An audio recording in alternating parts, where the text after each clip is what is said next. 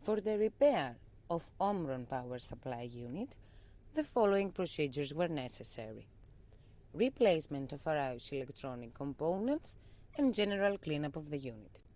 For testing, we use 100-volt AC power supply, a lamp and a multimeter. By turning on the power supply, the unit reacts accordingly and we can see the lamp lighting up. Moreover, we can see that the output is 24 volt.